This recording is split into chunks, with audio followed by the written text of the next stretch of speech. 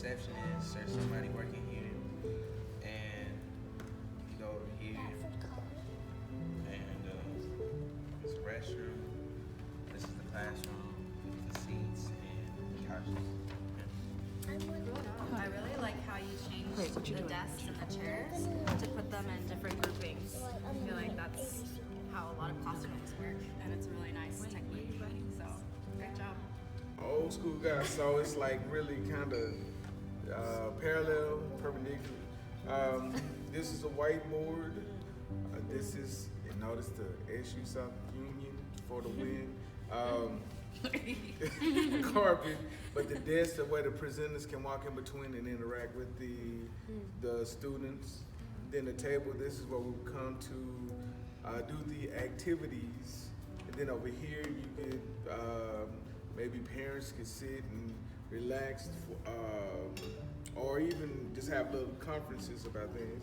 And we tied in with maybe another STEM carpet or even just letters or whatever floor. Then you have couches and tables for other programs or even snacks or other ideas.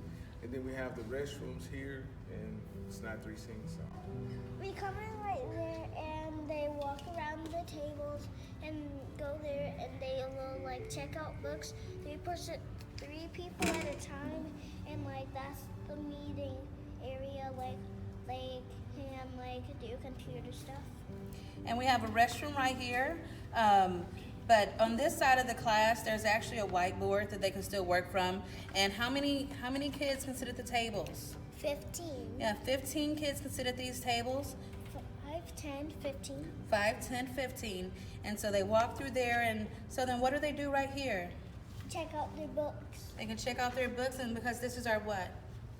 Library shelf. Yeah, those are our library shelves. And we have really great carpet. Yeah, I really like it. You have this kind of nice open area, and the corner is kind of by the bathroom. You have a central space that would work as a classroom, and then more of like a library fun area. But the idea is that you have the classroom in the center. So, whatever it is that you're doing in the classroom, you can still sort of absorb whatever is being discussed. You have some windows in each kind of side of the facade, so you can get some natural light, and the corners are cut off to kind of challenge the geometry. Primary areas have a sliding door on the outside. You come in, and sort of the teacher space or the leader space is here. They can direct you to where you need to go, and they can mostly observe everything. This is the library, so you have 3 sets of bookcases, 2 standing tables, so you can put models on them or take books off, whatever you need to do, and gather everything and then move. This is sort of the study area. We have maybe a whiteboard, a chalkboard, and or a TV monitor. So you could run a classroom back there. I said students could sit around a little coffee table, read, study. Someone could get to the front of the room and teach a class. And then on this room is sort of the more working area. You have 3 computer workstations on either side with a monitor on the wall behind them. The small couches in the back. They could sort of work as partners if you're working a 2-man team. So one person is sitting at the desk working, another person is sitting back here. Perhaps they even have a second wireless mouse. So, just to let y'all know, this is the big couch. This is a beanbag / table. This is the toilet. It's a whiteboard / a screen. This is the border. This is the L couch, and this is the timeout table. So, what I did here was I was thinking it has to be a fun area since they're getting out of school to come here. And so I put 2 couches, and maybe this could be like one of those screens.